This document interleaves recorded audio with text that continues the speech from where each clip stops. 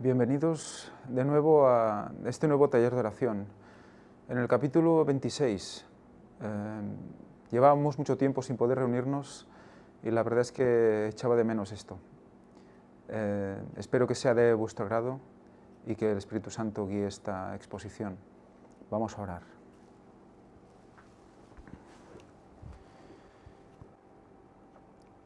Padre nuestro que estás en los cielos, santificado sea tu nombre. En el nombre santo y precioso de tu Hijo Jesucristo, Señor, me postro ante ti, nos postramos ante ti todos, Señor, a abrir nuestro corazón en oración, para que tú abras, hagas y deshagas dentro de él, para que sea hecho a tu imagen, para que tú lo guíes y lo formes. Restaures nuestro interior, Señor, para poder ser efectivos para tu obra. Todo esto te lo pedimos, Señor, en el nombre santo y precioso de tu Hijo Jesucristo, y para perdón de nuestros pecados. Amén. Muy bien, pues vamos a empezar en esta ocasión con el capítulo 26 o la parte 26 que va a estar enfocada a las oraciones falsas. Es un tema realmente impactante, realmente importante. Va a tocar muchas sensibilidades, porque todos tenemos nuestra relación personal con el Señor y esa relación está basada en la oración. Y muchas veces pensamos que simplemente es arrodillarse, decir unas palabras, ya he orado y ya está, ¿no?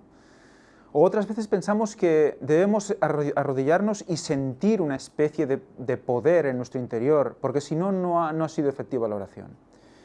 Vamos a ver que no es ni un caso ni el otro. Vamos a ver cómo encontrar ese término medio de contacto y comunión con Dios. Y vamos a hacerlo primero recordando un pasaje bíblico, Lucas 18, del 9 al 14. Vamos a ver en Lucas 18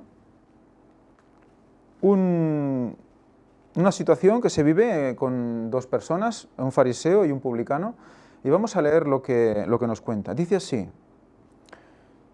para algunos que se tenían por justos y menospreciaban a los demás, les contó esta parábola. Dos hombres subieron al templo a orar, uno fariseo, el otro publicano.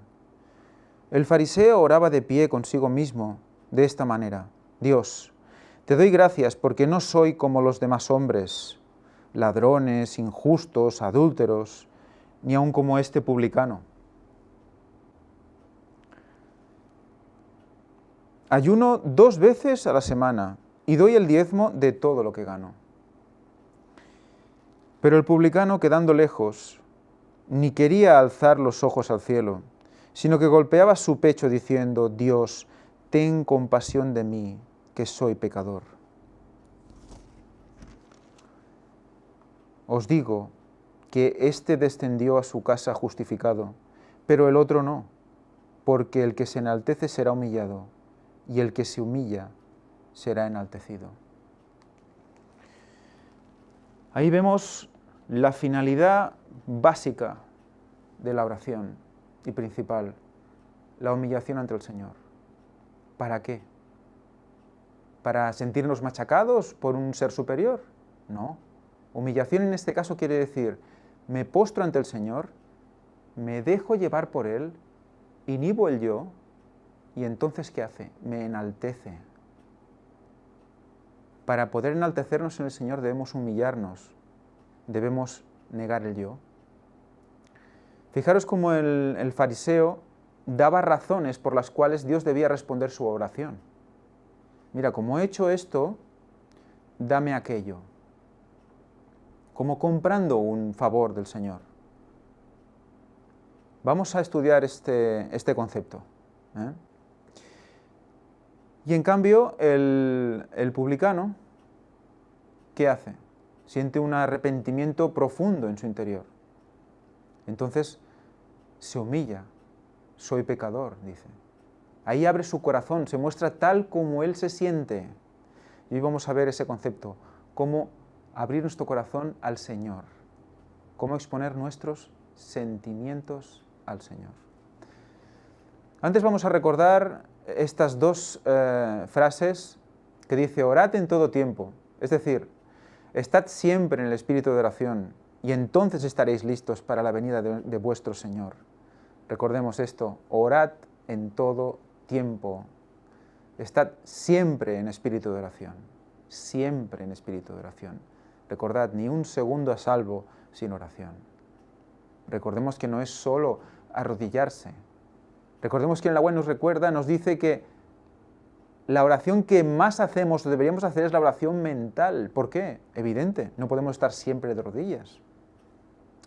Así que nos toca estar siempre en un pensamiento dirigido al Señor, siempre con el corazón abierto al Señor, en toda situación, para hacerlo todo para honra y gloria de Dios.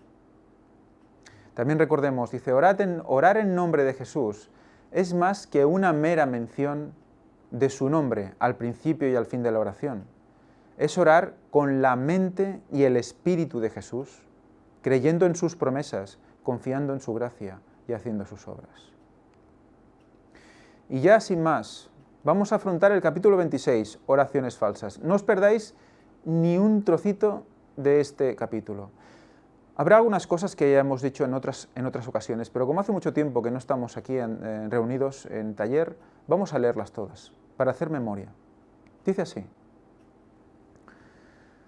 no podemos acercarnos a Dios en oración livianamente. La humildad y la reverencia deben caracterizar el comportamiento de todos los que se allegan a la presencia de Dios. En el nombre de Jesús podemos acercarnos a Él con confianza, pero no debemos hacerlo con la osadía de la presunción, como si el Señor estuviese al mismo nivel que nosotros. ¿Qué hacía el fariseo? Ofrecía sus méritos, ¿verdad? Al hacer eso, ¿qué está haciendo? Poniéndose al mismo nivel que el mismo Jesús, que dio sus méritos, sus únicos méritos válidos eran los de Jesús, no los del fariseo, no los nuestros. Por lo tanto, ¿qué estamos haciendo?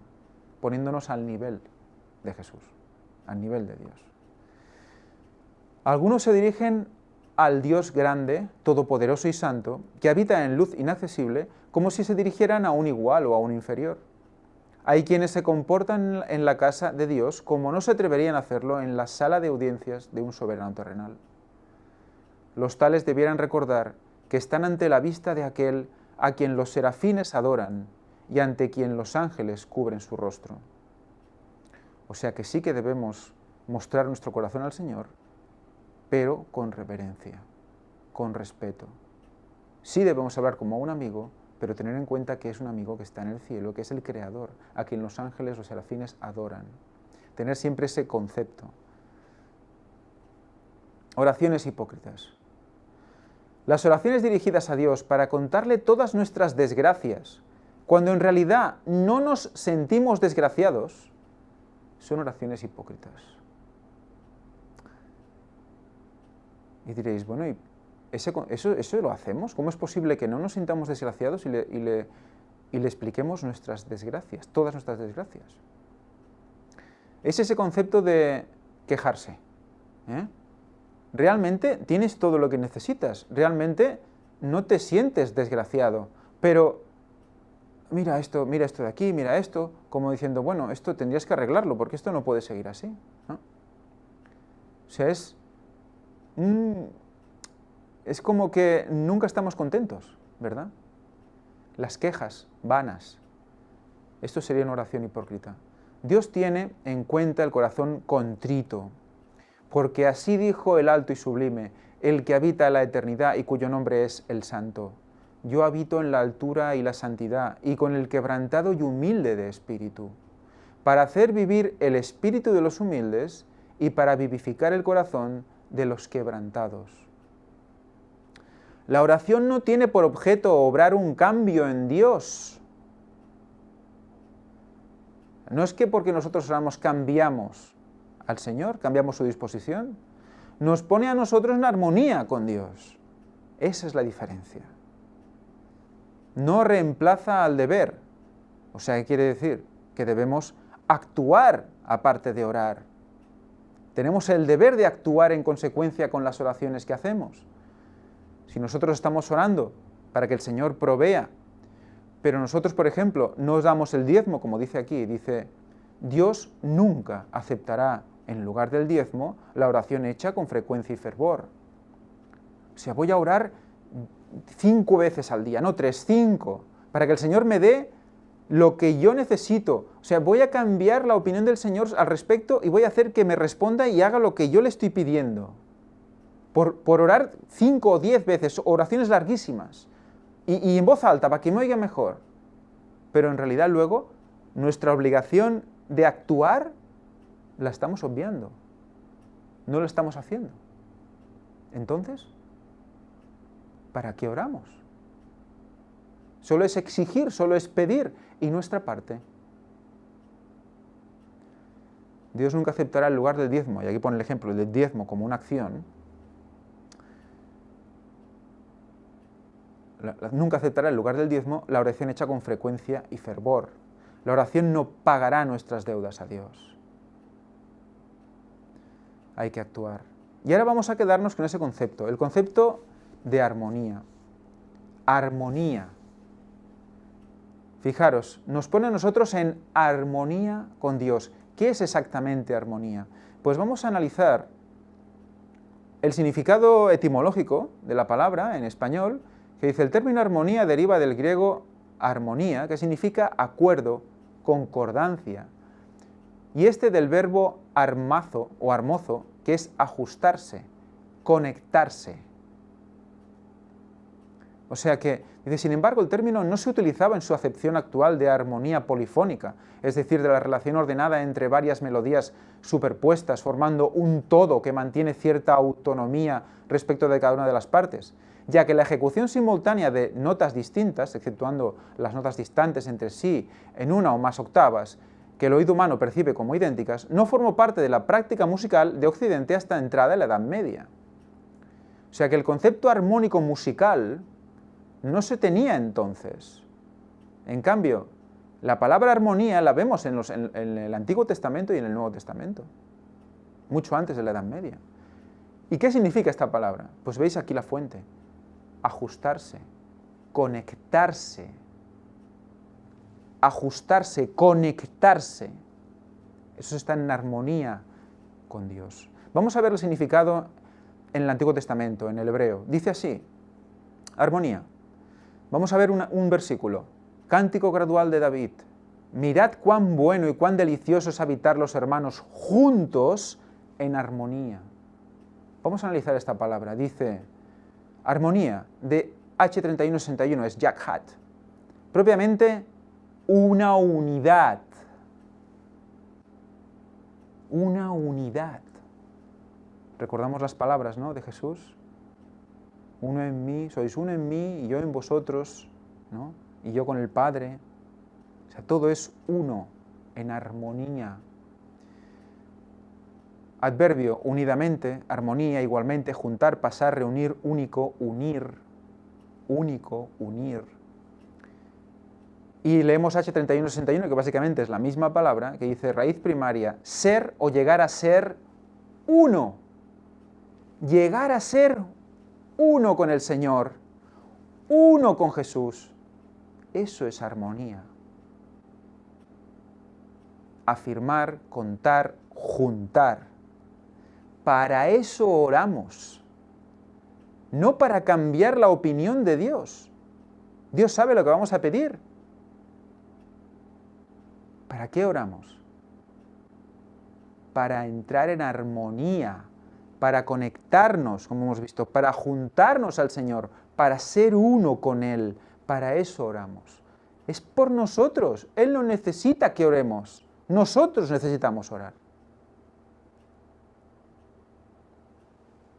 Y es en ese momento en el que nos humillamos que se activa el proceso. El Señor envía sus ángeles y activa las bendiciones, cuando ve que realmente creemos que Él nos lo va a dar.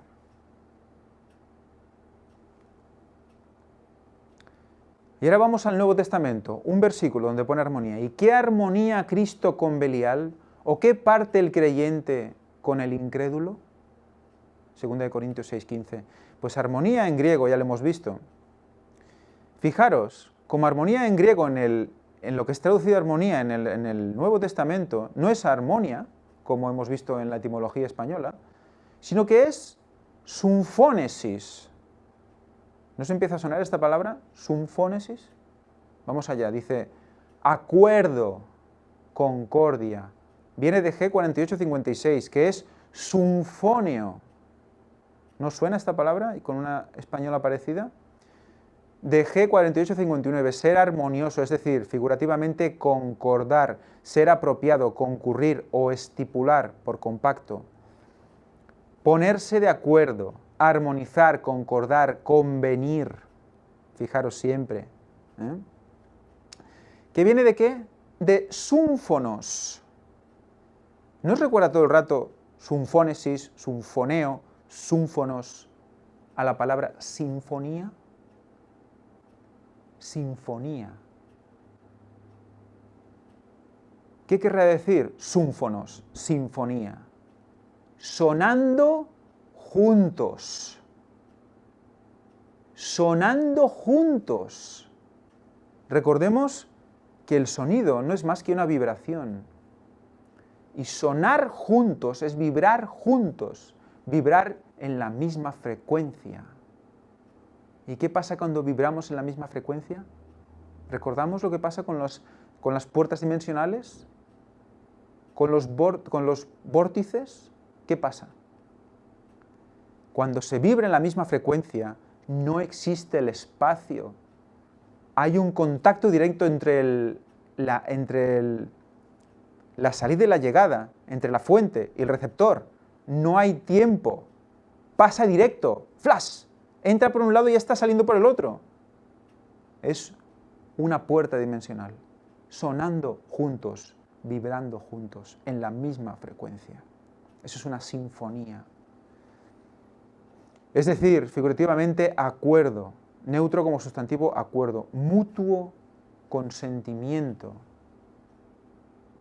Yo consiento que el Señor entre, abro mi corazón y Él abre su puerta y entonces hay esa conexión en la oración. Eso es armonía. Pues cuando comprendemos la profundidad de las palabras, cuando comprendemos que eso es lo que debemos buscar en la oración, vamos a seguir leyendo para comprender cuál debe ser nuestra actitud en esta oración para que sea verdadera. Oraciones que proyectan sombras y no edifican. Temo que algunos no presenten sus dificultades a Dios en oración particular, sino que las reserven para la reunión de oración, y allí eleven sus oraciones de varios días. A los tales se los puede llamar asesinos de reuniones públicas y de oración. No emiten luz, no edifican a nadie. Sus oraciones heladas y sus largos testimonios de apóstatas arrojan una sombra. ¿Estamos haciendo esto? Porque si estamos haciendo esto, somos apóstatas. Todos se alegran cuando han terminado. Es casi imposible desechar el enfriamiento y las tinieblas que sus oraciones y exhortaciones imparten a la reunión. Por la luz que he recibido, entiendo que nuestras reuniones deben ser espirituales, sociales y no demasiado largas. La reserva, el orgullo, la vanidad y el temor del hombre deben quedar en casa.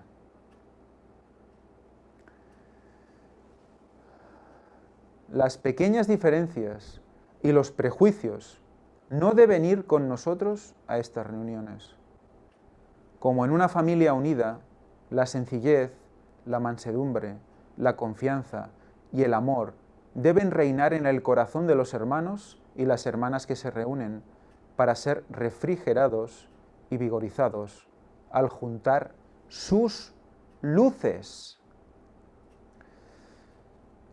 La oración en conjunto, la oración en grupo, tiene ese don, esa ventaja, juntar nuestras luces. Recordemos que algunas veces Elena White nos ha dicho, dice, si tenéis ocasión de reuniros en oración, si se hace una reunión cerca de vosotros, uniros a ella, para aprovechar esa unión de luces, porque hay mayor recepción de fuerza y de poder del Señor. Juntos, más poder.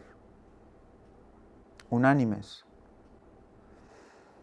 Esperar que nuestras oraciones sean contestadas únicamente de la manera que queremos es presunción.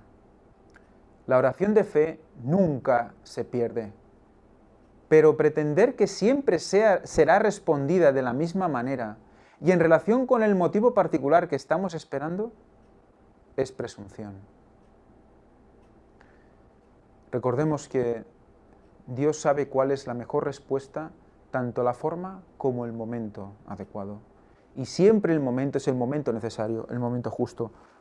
No hay otro. Pero nosotros siempre creemos que es ahora, pero no tiene por qué serlo. El Señor decide.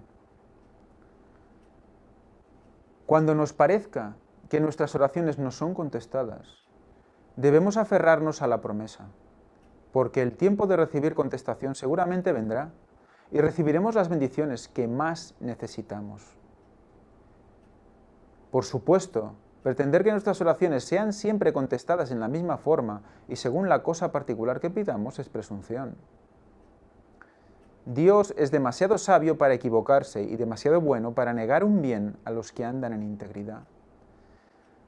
El Señor no se puede equivocar, no tengamos miedo. Y además, es tan bueno que nos va a dar lo que necesitamos, que no necesariamente es lo que hemos pedido. Pero lo hemos pedido en oración, ¿no? Hemos orado, ¿verdad? Pues habrá bendición. Así que no temáis confiar en Él, aunque no veáis la inmediata respuesta de vuestras oraciones. Confiad en la seguridad de su promesa, pedid y se os dará. La oración no tiene méritos en sí misma para limpiar el pecado. Los paganos pensaban que sus oraciones tenían en sí méritos para expiar el pecado. Por lo tanto, cuanto más larga fuera la oración, mayor mérito tenía. Hay muchas denominaciones que le dan a la oración ese poder que no tiene en sí misma. Por tú orar 1 hora seguida, como hemos visto en algunos vídeos de las conferencias del Gran Engaño de Noticias, como hay algunos pastores que dicen, hemos orado 1 hora hasta que el Espíritu Santo nos ha respondido, 1 hora de rodillas, o 2. Y además haciendo grandes gestos y grandes gritos muchas veces, para que el Espíritu Santo responda. Y luego se manifiesta algo especial allí en la sala, algo que cubre a la gente y les hace hacer cosas y sonidos y hablan en lenguas. ¿Esa es la manifestación del Espíritu Santo? ¿Qué nos está diciendo Elena White? Todo lo contrario. ¿Qué hemos leído antes? Que eran asesinos de reuniones. Asesinos. ¿Y eso qué es? ¿Viene de Dios o viene de Satanás? Por lo tanto, si por sus propios esfuerzos podían hacerse santos, tendrían entonces algo en que regocijarse y de lo cual hacer alarde. Esta idea de la oración resulta de la creencia de la expiación por propio mérito, en que se basa toda religión falsa. Religión falsa. La oración debe ser concisa, contrita y directa. Y cuando se acaba, se acaba. Luego a moverse, a trabajar, a actuar, a llevar a la acción esa oración.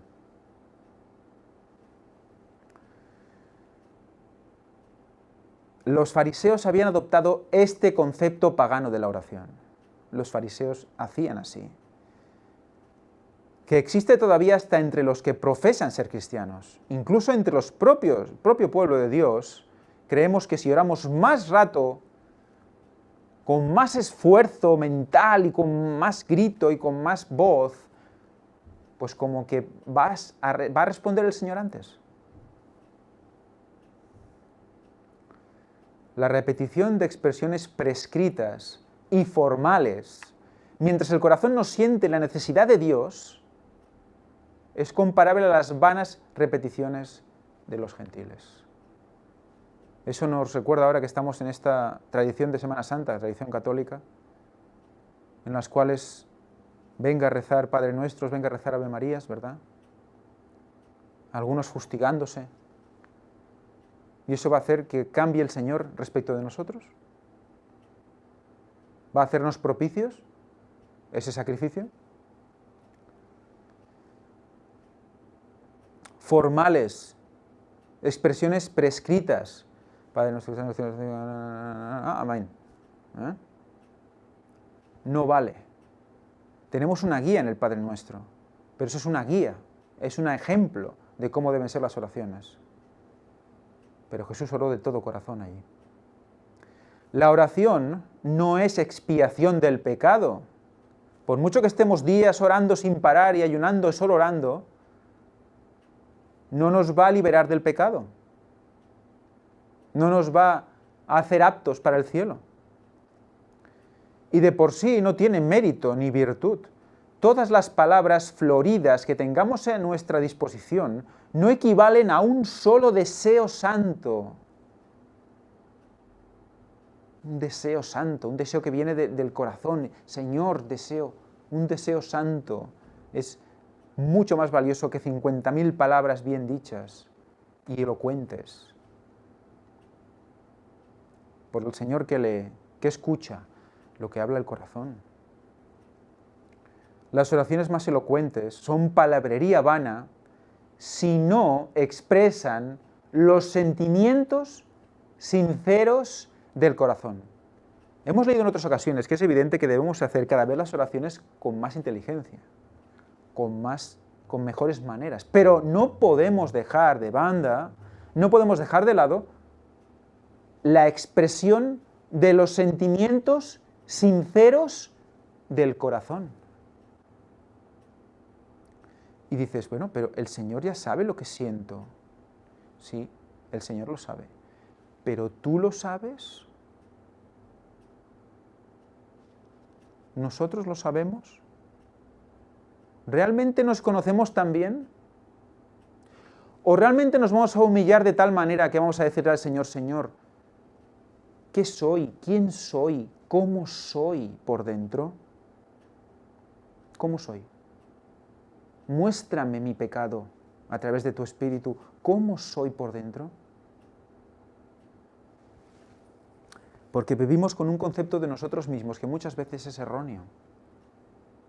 Muchas veces nos engañamos a nosotros mismos con respecto a nuestras cualidades. Y lo que realmente sentimos, o queremos sentir, o hacemos lo que el mundo quiere que sintamos. Pero realmente, ¿qué sentimos en nuestro corazón? Eso debemos expresar sinceramente al Señor. Entonces hay que abrir el corazón en oración y hay que buscar ahí dentro, hay que abrir el corazón para que el Espíritu Santo entre y te muestre lo que hay ahí. Y luego tú cuando lo veas, lo vas a negar, si Dios quiere, esperemos. Negar ese pecado que te va a mostrar el Señor. Y cuando hayas negado ese, sacará otro más profundo y más duro, que también habrá que negarlo. Y así funciona la limpieza. Solo con el corazón abierto el Señor puede entrar y mostrarnos nuestro pecado. La oración que brota del corazón ferviente, que expresa con sencillez las necesidades del alma, así como pediríamos un favor a un amigo terrenal esperando que lo hará, esa es la oración de fe. Dios no quiere nuestras frases de simple ceremonia, pero el clamor inaudible de quien se siente quebrantado por la convicción de sus pecados y su debilidad llega al oído del Padre misericordioso. Cuando el Espíritu Santo nos muestra nuestro pecado y nos convencemos de ese pecado, entonces las oraciones serán de fe, serán sinceras, porque nos veremos horribles, trapos de inmundicia, y nos humillaremos ante el Señor. La oración no es evidencia de conversión si la vida no ha cambiado. Vamos a ver la otra parte ahora, la parte de la acción, ¿verdad? Satanás induce a las personas a pensar que porque han experimentado un arrobamiento de los sentimientos están convertidas. Fijaros que hemos hablado hasta ahora de los sentimientos del corazón, ¿verdad? Pero hemos hablado de expresarlos, no hemos hablado de estar sintiendo grandes euforias, no, hemos estado hablando de que hemos de analizar nuestro corazón en oración, abrirlo y exponer nuestros sentimientos reales y sinceros al Señor, tal cual son, sin miedo. El Señor sabe lo que hay, no vamos a sorprenderle. Ahora vamos a hablar de cómo hay veces que si no sentimos algo realmente fuerte, sensacional, de sensaciones, de sentimiento en la oración, parece ser que como que no hemos entrado en conexión con el Señor. Nada más lejos de la realidad. Y además asociamos ese sentimiento con el hecho de estar, es que ya estoy tocando el cielo, estoy ya convertido, estoy cerca. El Señor me ha hablado con ese sentimiento. Pero su vida no cambia. Sus actos siguen siendo los mismos que antes. Sus vidas no muestran buen fruto. Oran frecuente y largamente. Fijaros, Por un lado están los que no oran nunca y no dan fruto, y otro lado están los que oran largamente, pensando que así ya están dando fruto. Oran frecuente y largamente, y se refieren constantemente a los sentimientos que experimentaron en tal o cual ocasión. Pero no viven la nueva vida. Están engañados. Su experiencia no va más allá de los sentimientos. Si no siento, no es religión. Si no siento, no es conversión. Va más allá de los sentimientos. La fe va más allá de los sentimientos. Los sentimientos pueden ser muy engañosos. Por eso está la palabra escrita, para con la razón afianzarnos en la roca y ver cuál es el buen camino.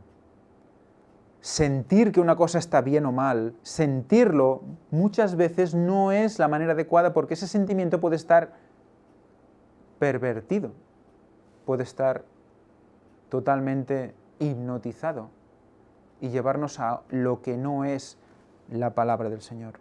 Por eso hay que poner la razón, la inteligencia y por fe seguir ese camino, aunque sintamos que debemos ir por otro, sabemos que ese es cierto, es la verdad. Poco a poco iremos viendo cómo los sentimientos y las emociones se irán acoplando a la verdad. No estamos diciendo que no haya que sentir nada, que haya que ser fríos, no.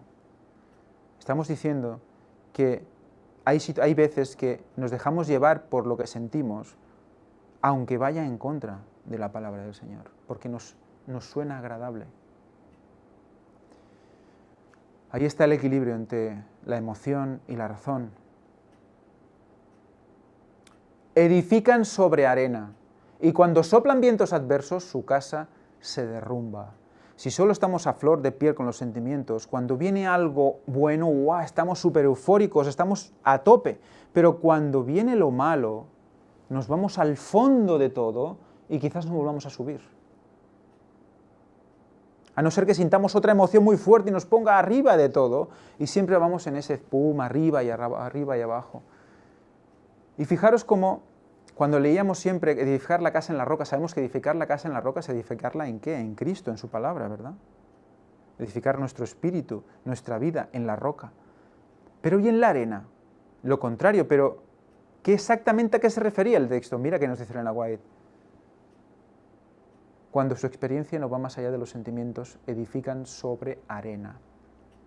A eso se refiere el texto. Cuando edificamos sobre arena es porque estamos basándonos en sentimientos, en sensaciones. que son avenidas que van directas al alma, avenidas que van directas al corazón, sin pasar por la razón. Muchas pobres almas andan a tientas en las tinieblas, en busca de los sentimientos que otros dicen haber experimentado. ¿Qué nos pasa? Tenemos envidia.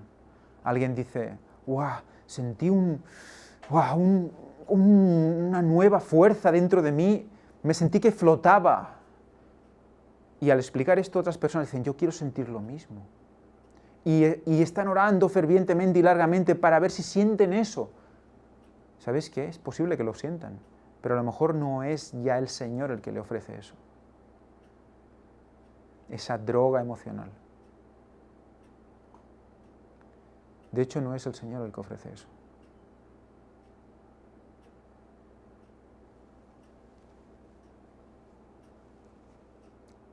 Creemos que podemos como dominar el poder de Dios y recibirlo cuando realmente nosotros queremos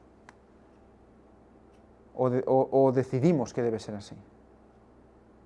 ¿Y la voluntad de Dios dónde está?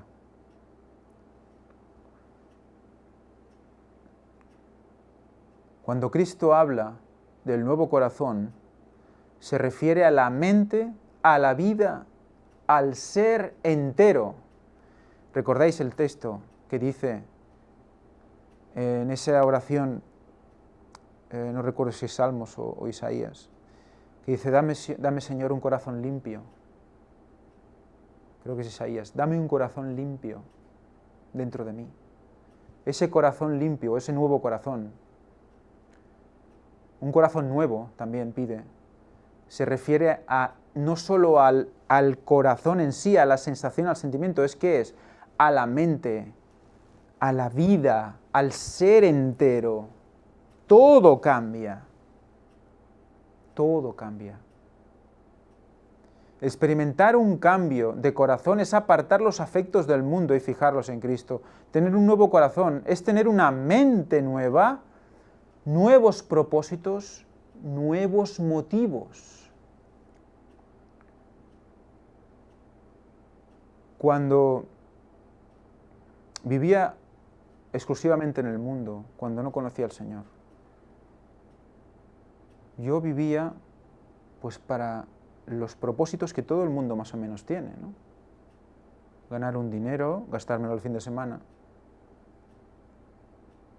y cosas parecidas, ¿no? Voy a ahorrar para comprarme esto, voy a esto para hacer lo otro. Y esa vida te va consumiendo y te va metiendo en una rueda que no para, ¿no?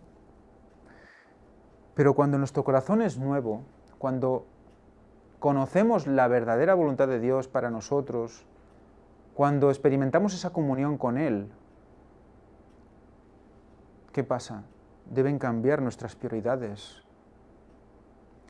Deben cambiar que, como tenemos una mente nueva, tendremos propósitos nuevos. Si antes el propósito era buscar un trabajo mejor, para ganar un poco más de dinero porque necesito una casa nueva o lo que sea, que bueno, puede ser una oración súper noble y puede ser totalmente necesario, pero ya me entendéis lo que quiero decir. Cuando se centra exclusivamente en eso, y eso es lo que nos hace vivir, olvidamos el resto. Y con la mente nueva tenemos nuevos propósitos, buscaremos otra cosa, ¿no? Realmente, esa compra de esa casa me va a hacer acercarme más al Señor, esa decisión que voy a tomar va a hacerme más cercano a Dios, va a hacer que glorifique al Señor eso que quiero hacer. ¿Va a ayudar a la obra del Señor lo que voy a hacer? Son propósitos nuevos. Y los motivos son nuevos. Ya no quieres una casa más grande solo para disfrutar del jardín, que es muy lícito, sino que también la quieres quizás para reunir a los demás y hacer allí las reuniones de sábado. O otras actividades en relación con el Señor, ¿no? O quieres hacer una serie de charlas para que la gente del barrio se venga, o lo que sea, ¿no? Del corazón. Desde el corazón hay motivos nuevos, propósitos nuevos. Y el resto de cosas del mundo, el resto de situaciones mundanales, ya el Señor las va proveyendo, porque el resto será añadido. Buscar la gloria de Dios y su justicia, y todas las demás cosas serán añadidas, ¿no? Tenemos que aprender mucho aún de todo esto. Esa mente debe cambiar, ese corazón debe cambiar. ¿Cuál es la señal de un corazón nuevo? ¿Cuál es la señal de un corazón nuevo? Una vida cambiada. ¿Es la señal de un corazón nuevo ser capaces de orar una hora de rodillas? ¿Eso es señal de un corazón nuevo? No. Señal de un corazón nuevo es que hay acciones nuevas, hay propósitos nuevos, hay una vida nueva, una vida cambiada. Se produce día tras día, hora tras hora, una muerte del orgullo y del egoísmo. Fijaros que es un trabajo que, de hormiguita, constante, se produce día tras día, hora tras hora, una muerte del orgullo y del egoísmo. Cada decisión pequeña del día a día va a ser una lucha, una victoria, ¿hacia qué? La muerte del orgullo y del egoísmo. Ese es el único camino.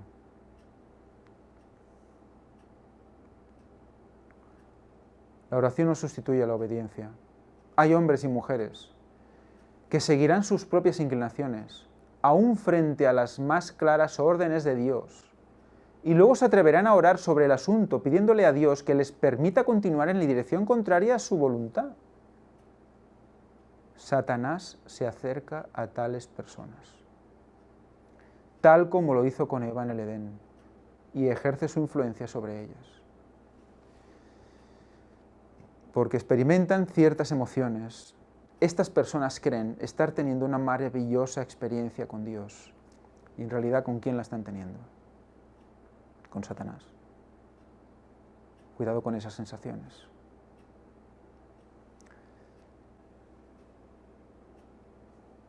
La comunión con Dios imparte al alma un íntimo conocimiento de su voluntad. Cuando hay comunión, cuando hay armonía, ¿no? Lo que hemos leído antes, esa armonía, esa conjunción, conexión, sonar juntos, vibrar en la misma frecuencia. Entonces, ¿qué? Hay conexión. Cuando hay comunión, tenemos mayor conocimiento de su voluntad. Pero muchos de los que profesan la fe no saben lo que es la verdadera conversión. No han experimentado la comunión con el Padre por medio de Jesucristo y no han sentido el poder de la gracia divina para santificar el corazón, orando y pecando y orando. Viven llenos de malicia, engaño, envidia, celos y amor propio. Qué peligroso, ¿verdad? No es un juego la oración. La oración no es un juego. La oración no es hacerla porque sí, porque toca. Aunque, por otro lado, debemos hacerla aunque no tengamos ganas de hacerla. Hay que ser sinceros, orar con sinceridad. Pero hay que orar. Tenemos que forzarnos a orar, pero no mentir en la oración, ni decir nada por decir. Es mejor una oración de 3 palabras sincera que una oración de 10 minutos de formalismos. Fijaros, otra vez, orando y pecando y orando, viven llenos de malicia, engaño, envidia, celos y amor propio. ¿Está hablando de quién? Están hablando de los que profesan la fe, pero no saben cuál es la verdadera conversión. Las oraciones de esta clase son abominación delante de Dios. La verdadera oración requiere las energías del alma y afecta la vida. Las energías más profundas del alma requiere la oración. El que presenta así sus necesidades delante de Dios siente la vanidad de todo lo demás bajo el cielo. Todo lo demás no importa, porque le he presentado al Señor todo lo que mueve mi interior, todo lo que me afecta, todo lo que me ataca, lo que me alegra, lo que no me alegra, mis miedos, todo se lo he presentado al Señor. Entonces, lo demás, Él ya lo tiene. He entrado en comunión con Él, en armonía con Él. Y fijaros qué ejercicio nos hace, ¿no? Porque al hacer eso nos conocemos más a nosotros mismos también y nos da más tranquilidad. Forma parte también de la paz de Dios, conocernos. El cumplimiento de las promesas de Dios es condicional y la oración no ocupará nunca el lugar del deber. Por mucho orar, también hay que actuar, lo hemos dicho antes. Si me amáis, dice Cristo, guardad mis mandamientos. El que tiene mis mandamientos y los guarda, aquel es el que me ama. Y el que me ama será amado de mi Padre, y yo le amaré y me manifestaré a él. Aquellos que presentan sus peticiones ante Dios, invocando su promesa, mientras no cumplen con las condiciones, insultan a Jehová. ¿Cuáles son las condiciones? Que en nuestro corazón esté que guardar los mandamientos, que tengamos la intención clara y distinta, la intención dirigida a guardar nuestros mandamientos. No quiere decir que debamos ser perfectos para orar al Señor. No es un requisito para la oración. Cumplir las condiciones es decir, ¿me amas? Guarda mis mandamientos. Con la fe que tú tienes, guarda los mandamientos. No serás como Jesús perfecto, evidentemente, y habrás pecado quizás. Pero ¿para qué está la oración? ¿Para qué tenemos abogado, verdad? Cuidado con ese concepto. Forma parte del ejercicio de santificación la oración. Por lo tanto, siempre tenemos que ir mejorando. Siempre el Espíritu Santo tiene trabajo con nosotros hasta la eternidad. Bueno, hasta que Cristo vuelva. Insultan a Jehová. Si nosotros deliberadamente sabemos que debemos hacer una cosa, que es la que realmente glorifica al Señor, pero no la hacemos voluntariamente, o lo vemos que hemos hecho algo voluntario, pero tampoco nos arrepentimos y nos importa poco, y seguimos la vida, como se dice en catalán, que día pasa, año empeny, ¿no? El que día pasa, año empuja, insultamos al Señor. Invocan el nombre de Cristo como su autoridad para el cumplimiento de la promesa, pero no hacen las cosas que demostrarían fe en Cristo y amor por Él. Muchas veces nos preguntamos, ¿cómo podemos saber cómo podemos demostrar nuestra fe al Señor? ¿Cómo podemos mostrar nuestra fe al mundo? ¿O cómo podemos mostrar nuestra fe a nosotros mismos? ¿Tengo fe? Hagamos. ¿Cómo demostramos la fe? Con el movimiento, con la acción. No hacen las cosas que demostrarían fe en Cristo por amor a Él. La fe sin obras es muerta, ¿verdad? Lo dice la palabra de Dios. Las obras nos muestran la fe que tenemos. Por lo tanto, actuemos. Nos podemos equivocar. Podemos tomar decisiones y actuar. No quedarnos parados, inmóviles. La oración es el acto de abrir el corazón a Dios como a un amigo. Quedaos con el concepto de abrir el corazón a Dios, porque en los pocos capítulos que quedan 6 capítulos para acabar este libro, va a ser un concepto que va a ser común a muchos de ellos. Abrir el corazón a Dios. Va a hablarnos de que debemos mantener ese corazón abierto todo el día.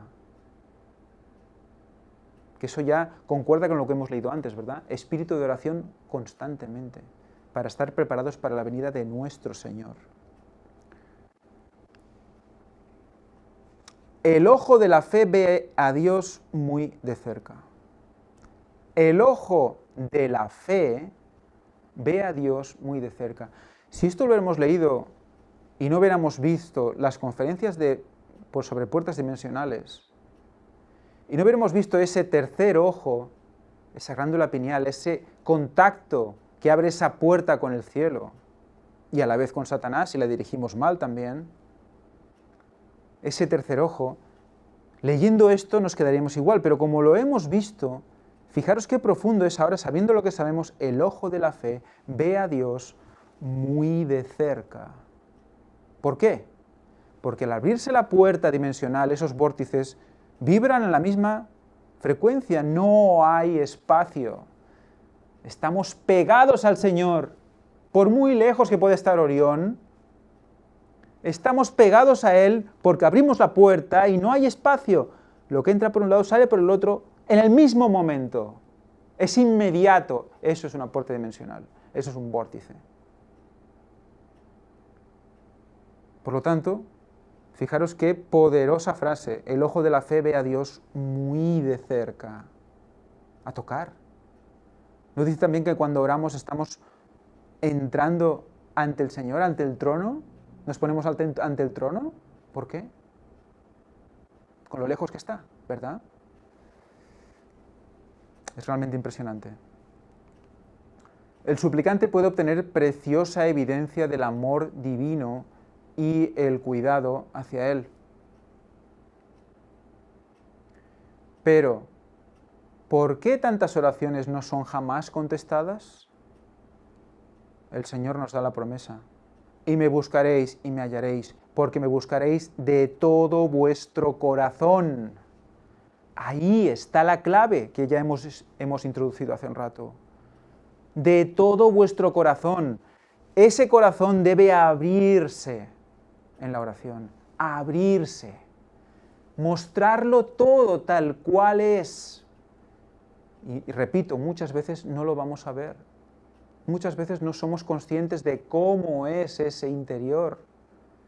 Tenemos que pedir ayuda al Señor y al Espíritu Santo que nos muestre nuestro pecado, que nos muestre nuestro interior, para hablar al Señor con el corazón abierto. Me buscaréis de todo vuestro corazón. Habla también de algunos que no clamaron a mí con su corazón. Fijaros, no clamaron a mí con su corazón, con su interior. Clamaron por clamar, pero no desde dentro. Tales peticiones son oraciones en la forma, de labios afuera, que el Señor no acepta. No acepta. Por eso midamos nuestras palabras. Oraciones largas no tienes por qué. Que sean de corazón. Si no hablan de corazón, pueden ser largas, cortas, cantadas, como sea, deben ser de corazón. Y si son de corazón y breves y directas, mejor. Es lo que realmente importa, la sinceridad de esas palabras. La oración apurada y ocasional no es una verdadera comunión con Dios. El cielo no se cierra ante las oraciones fervientes de los justos. Elías era un hombre sujeto a las mismas pasiones que nosotros. Sin embargo, el Señor lo escuchó y de una manera notable contestó sus plegarias. La única razón de nuestra falta de poder para con Dios se encuentra dentro de nosotros mismos. La única razón. No dice una razón.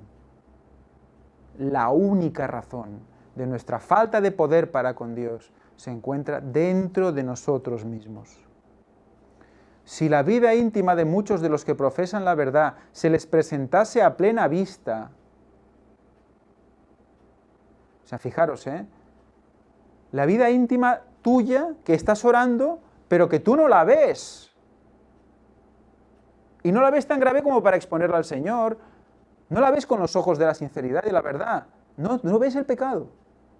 Y si la vieras, o sea, por lo tanto, si tú pudieras abrir el ojo y verte, el velo no estuviera y vieras realmente cómo estás viviendo, entonces no profesarían que son cristianos.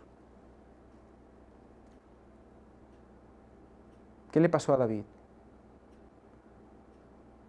¿Recordáis David? Ve a aquella mujer bañándose, la hace venir, y bueno, se acuestan y esta mujer queda embarazada, pero no era su mujer, era la mujer de otro. Y hace venir al otro, a Urías, creo que era, lo hace venir de la guerra, que era su marido, y además amigo suyo, amigo de él. Lo hace venir de la guerra, le intenta que se acuesten para que todo quede como que sea el hijo de él, pero el otro no se acuesta, no quiere, porque él dice que viene de la guerra, y cómo puede ser que yo venga de la guerra y esté aquí durmiendo bien cuando mis hombres están sufriendo en el frente, ¿no?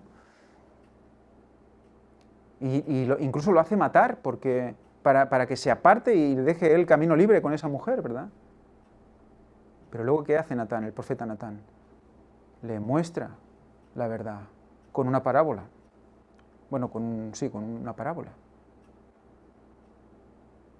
¿Recordáis?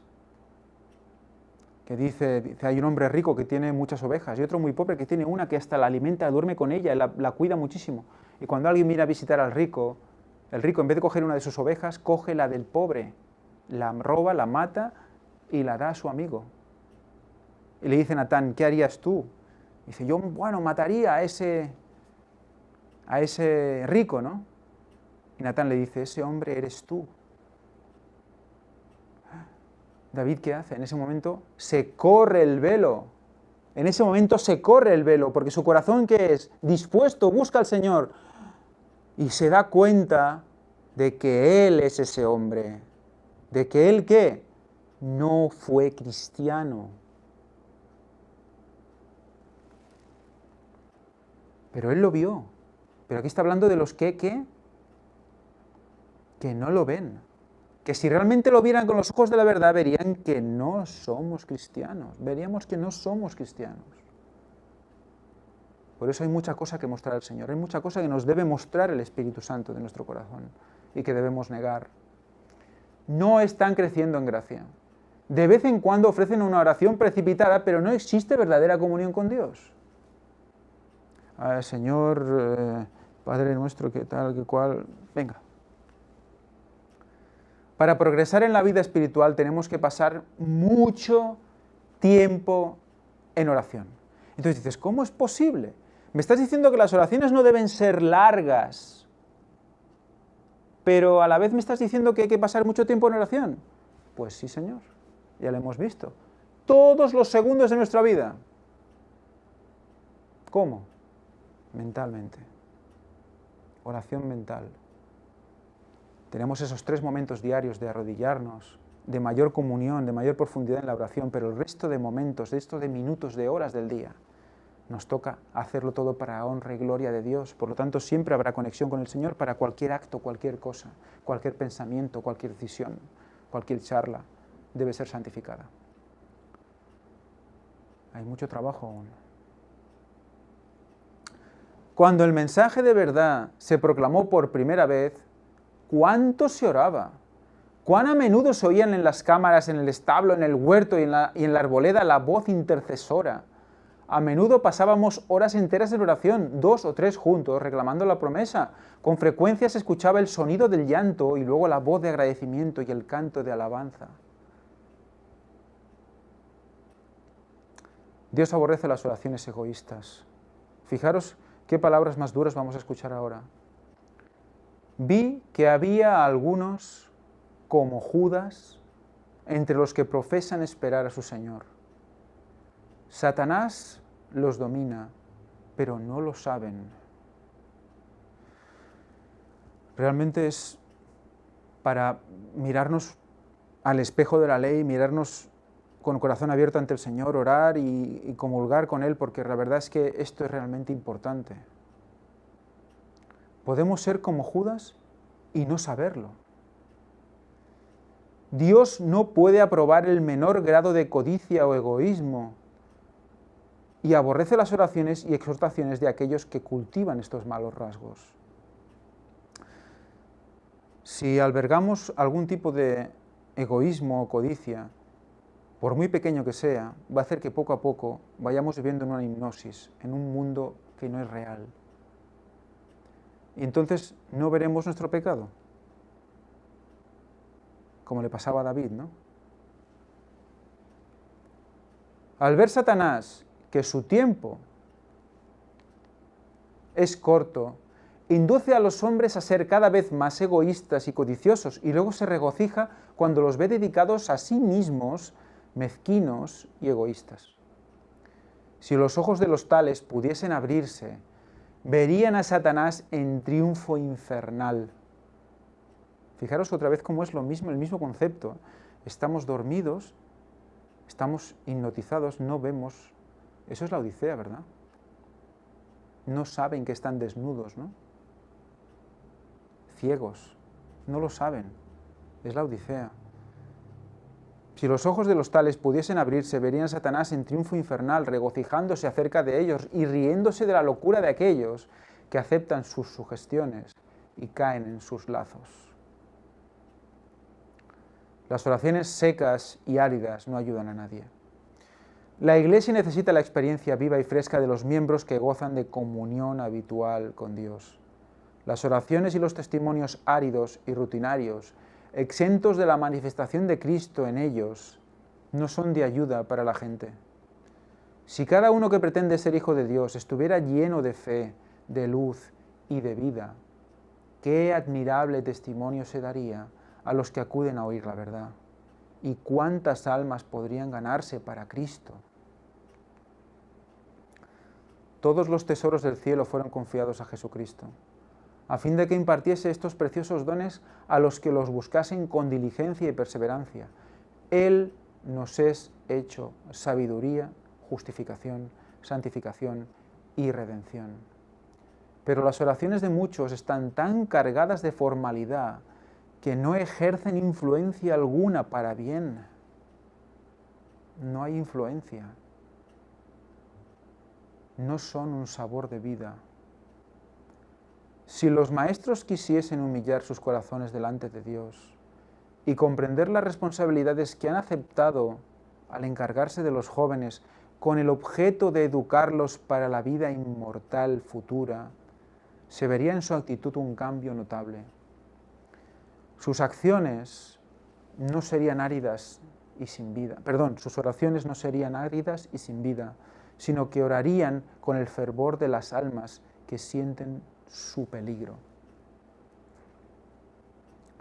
Advertencia contra oraciones cuyo centro es el yo. Nuestras peticiones a Dios no debieran proceder de corazones llenos de aspiraciones egoístas. Dios nos exhorta a elegir los dones que redundarán para su gloria. Fijaros, es curioso este concepto. Dios nos exhorta a elegir los dones que redundarán para su gloria. Desea que elijamos lo celestial en lugar de lo terreno. Pone de manifiesto ante nosotros las posibilidades y ventajas de un intercambio celestial. Anima nuestros propósitos más elevados y da seguridad a nuestro tesoro más preciado. Cuando se dejen de lado las posesiones mundanales, el creyente se regocijará en su tesoro celestial. Las riquezas que no se pueden perder en ningún desastre terrenal. Muchas veces el afán diario, la necesidad de recursos diarios, porque mucha gente lo está pasando muy mal, hace que nos concentremos exclusivamente en eso. Y que si antes orábamos 3 veces, ahora oramos 2 o 1, y esa oración es rápida porque tenemos que hacer no sé qué. Porque lo importante ahora, lo prioritario es conseguir ese dinero, conseguir ese trabajo. Y entonces hacemos al revés, ¿no? Hacer las cosas que deberían ser añadidas y luego ya la gloria de Dios vendrá añadida en vez de lo otro, ¿no? No, es al revés. Primero haced lo que glorifica al Señor y el resto de cosas vendrán añadidas. Y eso requiere fe, es evidente. Pero la fe, como hemos dicho que se demuestra, como hemos dicho que se refuerza, actuando. Y cuando veamos que Dios no nos deja, no nos abandona, seguiremos actuando con fe en otras decisiones posteriores. Contraste entre las oraciones genuinas y las falsas. El pobre publicano que oraba diciendo, Dios, ten misericordia de mí, pecador, Lucas 18:13, ya lo hemos leído, se consideraba a sí mismo como un hombre muy malvado, y así lo consideraban los demás. Pero él sentía su necesidad, y con su carga de pecado y vergüenza vino delante de Dios implorando su misericordia. Su corazón estaba abierto. ¿Ves otra vez el concepto? Su corazón estaba abierto para que el Espíritu de Dios hiciese en él su obra de gracia y lo libertase del poder del pecado. La oración jactanciosa y presuntuosa del fariseo mostró que su corazón estaba cerrado. ¿Ves la contraposición? Corazón abierto, corazón cerrado a la influencia del Espíritu Santo. Por estar lejos de Dios, no tenía idea de su propia corrupción. ¿Qué hemos dicho, verdad? Ese velo no deja ver su propia corrupción, que contrastaba con la perfección de la santidad divina. No sentía necesidad alguna y no recibió nada. Eran palabras, formalismos. Su corazón ya tenía todo, según él. ¿Para qué iba a orar? No lo necesitaba, pero lo hacía porque tocaba, ¿verdad? Muchas veces a nosotros nos pasa, y debemos reconocerlo, hay que ser sincero, ¿verdad? No siempre tenemos ganas de orar. En ocasiones dices, ¿y qué le voy a decir al Señor? Si es que parezco hipócrita, ¿verdad? Orando, a veces que nos sentimos hipócritas. Pues lo que debemos hacer es orar y decirle al Señor lo que estamos pensando, lo que estamos sintiendo en el corazón. Señor, me siento fatal. Señor, no tengo ganas de orar, me siento mal. Abre tu corazón al Señor y verás como poco a poco esa situación se va invirtiendo. Le va dando la vuelta al Espíritu Santo, te va enseñando y te sientes descargado, descansado. Siempre actuar con sinceridad en la oración, ese es el camino. Porque a veces es que intentamos hasta guardar nuestra imagen ante el Señor.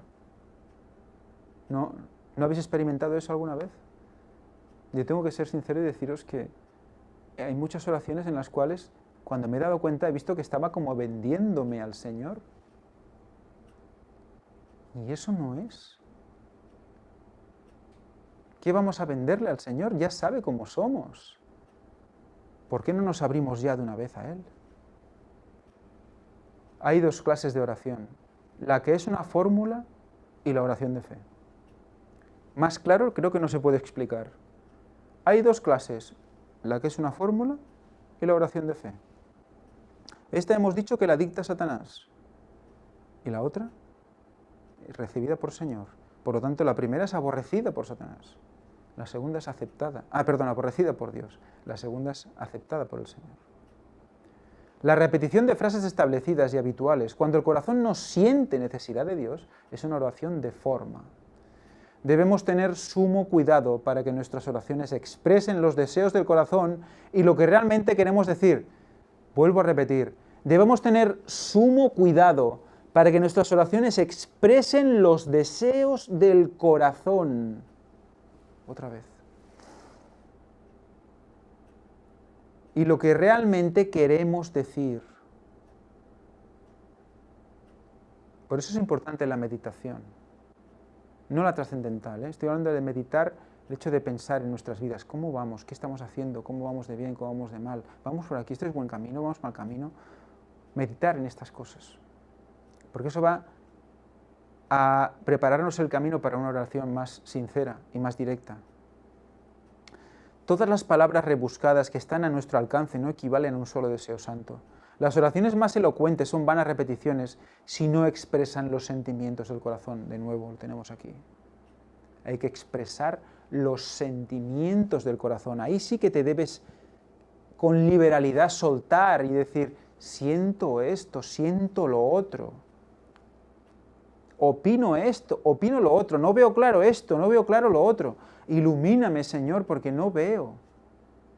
Muéstrame mi pecado. Pero la oración que nace del corazón ferviente, cuando expresamos nuestros sencillos anhelos, tal como pediríamos un favor a un amigo terrenal, esperando que nos fuera concedido, esa es la oración de fe. Cuando nace del corazón ferviente.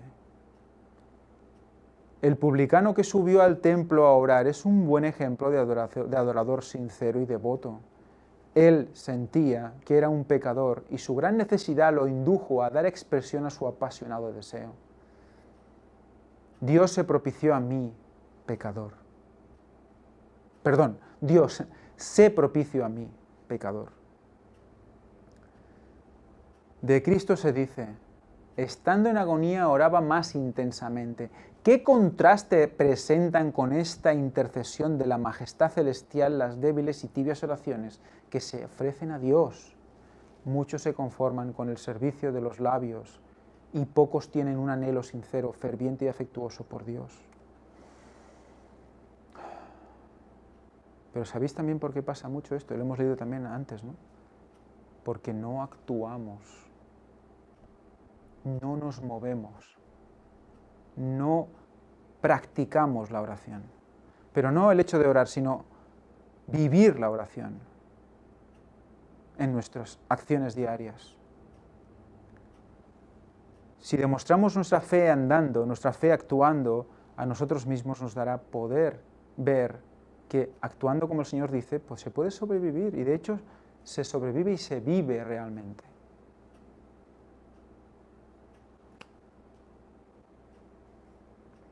Entonces veremos la fe viva y tendremos más necesidad de orar para querer más poder de ese tipo.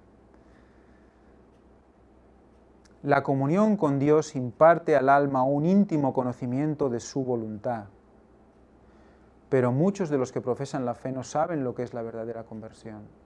No han experimentado la comunión con el Padre por medio de Jesucristo y no han sentido el poder de la gracia divina para santificar el corazón. La verdadera oración requiere las energías del alma y afecta a la vida. Esto ya lo hemos leído antes, pero lo han puesto aquí al final para resumir, es el final ya.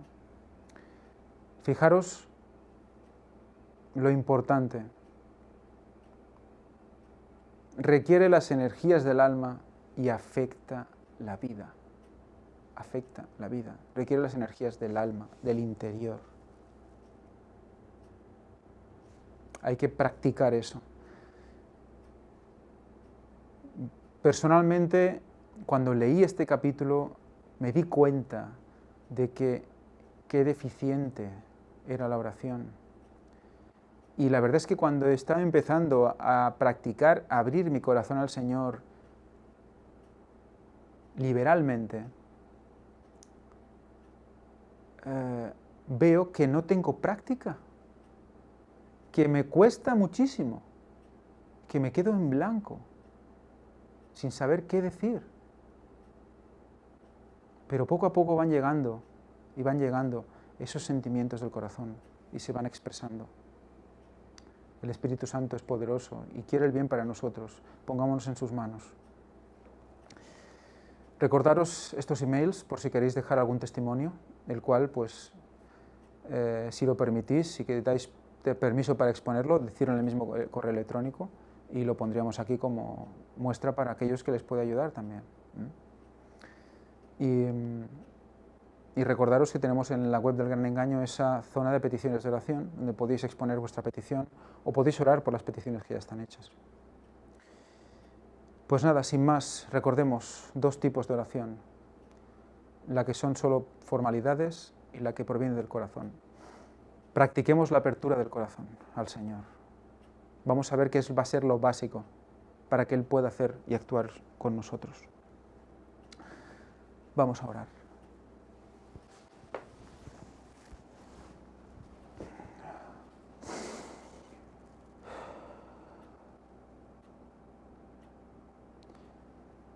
Padre nuestro que estás en los cielos,